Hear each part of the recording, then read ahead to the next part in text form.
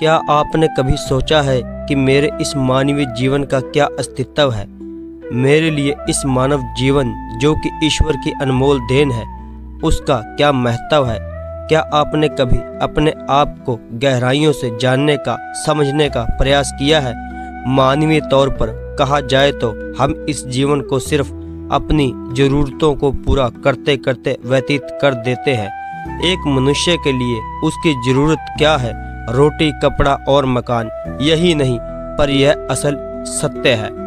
हर मनुष्य का जन्म इस धरती पर एक विशेष कारण से होता है, जिसे हम धीरे धीरे समय के साथ समझते चले जाते हैं।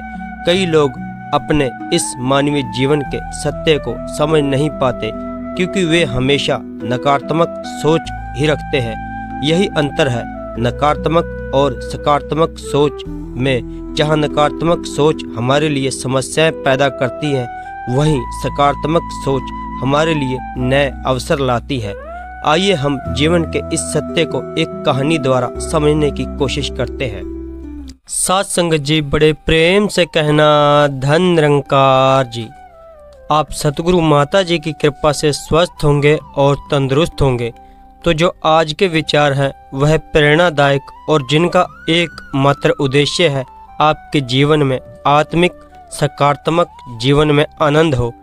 हमारे चैनल पर रोज शाम को 7 बजे वीडियो अपलोड होता है।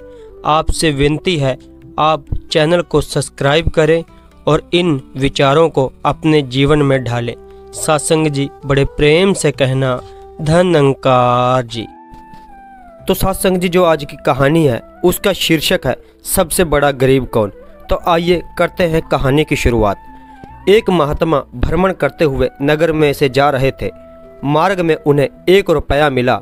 महात्मा तो विरक्त और संतोषी व्यक्ति थे। वे भला उस रुपये का क्या करते? अतः उन्होंने किसी दरिद्र को यह रुपया देने का विचार किया। कई दिन तक वे तलाश करते रहे, लेकिन उन्हें कोई भी दरिद्र नहीं मिला। एक दिन उन्होंने देखा कि एक राजा अपनी सेना सहित दूसरे राज्य पर चढ़ाई करने जा रहा है। साधु ने वह रुपया राजा के ऊपर फेंक दिया। इस पर राजा को नाराजगी हुई और वह आश्चर्य भी, क्योंकि रुपया एक साधु ने फेंका था। इसलिए उसने साधु से ऐसा करने का कारण पूछा। साधु ने धैर्य के साथ कहा, राजन, मैंने 1 रुपया पाया, उसे किसी दरिद्र को देने का निश्चय किया, लेकिन मुझे तुम्हारे बराबर कोई भी दरिद्र व्यक्ति नहीं मिला, क्योंकि जो इतने बड़े राज्य के अधिपति होकर भी दूसरे राज्य पर चढ़ाई करने जा रहे हो और इसके लिए युद्ध में अपार संहार करने के उद्यत हो रहा है, उससे ज़्यादा दरिद्र कौन होगा?